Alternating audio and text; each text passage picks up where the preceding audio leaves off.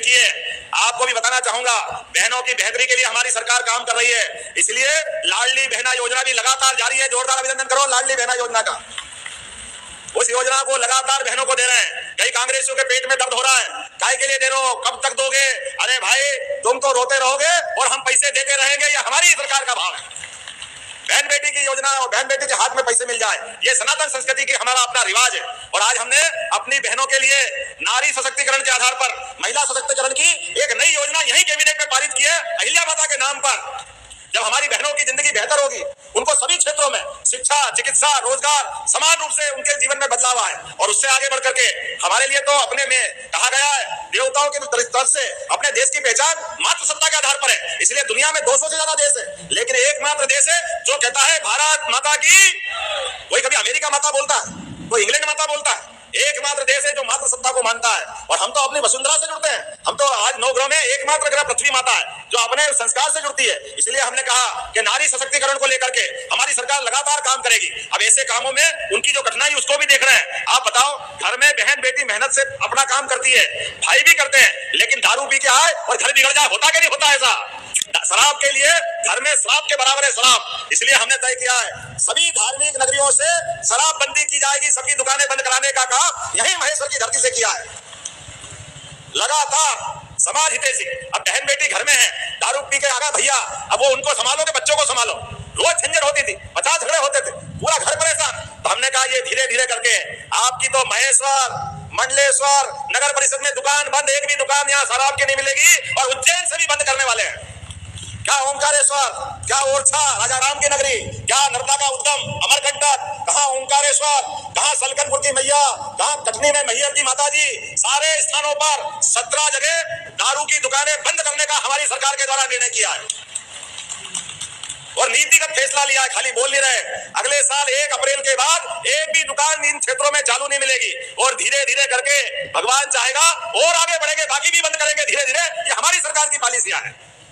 मुझे इस बात की प्रसन्नता है, जब हमने ये निर्णय किया तो सारा समाज का प्रतिसाद, सारा समाज झूम उठा। क्या धार्मिक संगठन, क्या सामाजिक संगठन, क्या बहनों के संगठन, क्या किसान, क्या महिला, क्या युवा, हर कोई कहा कि भाई ये बिल्कुल अच्छा कर रहे हो। और हमने लगातार ऐसे अच्छे काम चालू किए। आप बताओ, पहले पटवारी से किसान परेशान रहते थे, कोई कारण से बंटवारा करो, रजिस्ट्री कराने जाओ, कोई जमीन देना लेना पड़े, पटवारी नामांतरण नहीं करता था। हमारी सरकार बनने के बाद निर्णय किया, इधर रजिस्ट्री कराओ या नामांतरण कराओ, पटवारी अपने आप कंप्यूटराइजेशन के आधार पर नाम चढ़ जाएगा। पटवारी का रोल खत्म कर दिया, ये हमारी सरकार ने किया है। किसानों के हित के लिए, युवाओं के हित के लिए, गरीबों के हित के लिए, ऐसे प्रत्येक काम। आज एक और बड़ी योजना किसानों को लेकर हुई है, आपके यहाँ भी होगी धीरे धीरे। माननीय प्रधानमंत्री कहते हैं किसान हमारे अन्नदाता तो है ही, लेकिन ऊर्जादाता भी बनना चाहिए, उनके जीवन में बदलाव आना चाहिए। तो हमने कहा किसानों को 2 लाख किसानों को जो टेम्परेरी कनेक्शन लेते हैं, वो अपने 4 लाख से लेके 24 लाख तक के 3 हार्स पावर से लगाकर के 7.5 हार्स पावर, और ऊपर वाले भी केवल 10% राशि देंगे। पूरा पंप का खर्चा सरकार के माध्यम से लगवाया जाएगा, वो किसान के लिए होगा। बिजली के आधार पर, बिजली आपको पैसा बिल भरने की जरूरत नहीं।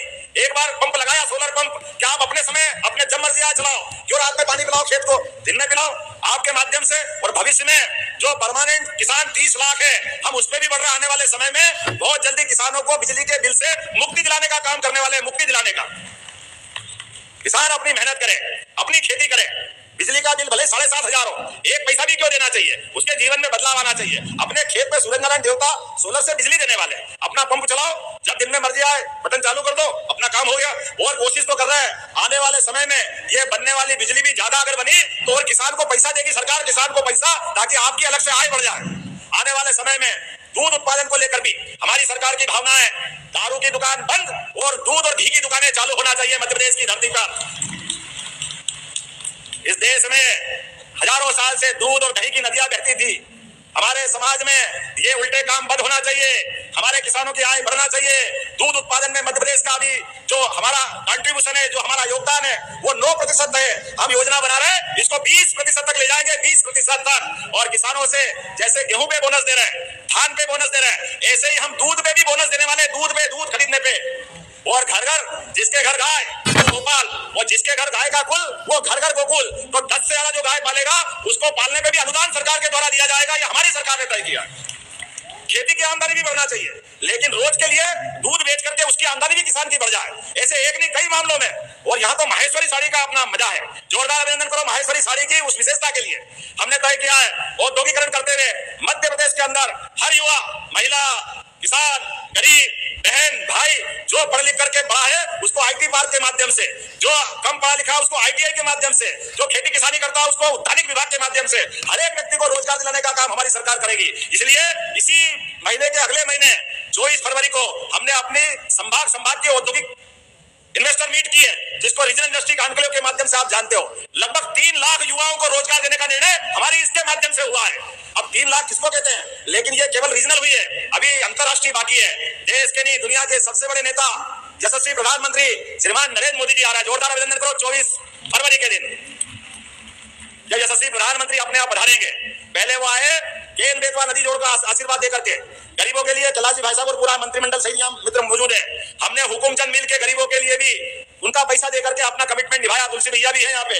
अब हम आने वाले समय में कोई भी मिल का मजदूर अगर सरकार के ऊपर कोई भी पैसा बाकी है, एक एक पैसा उसके खाते में जमा करके सरकार गरीबों के साथ भी न्याय करने का काम करेगी। उसी प्रकार से रोजगार दिलाने का काम भी करेगी। तो मैं आज के अवसर पर बोलने के लिए तो बहुत कुछ बोल सकता हूँ, लेकिन ये एक के बाद एक चिट्ठी आ गई है। अभी मुझे गौशाला में भी जाना है और एक बार फिर कुछ और कार्यक्रम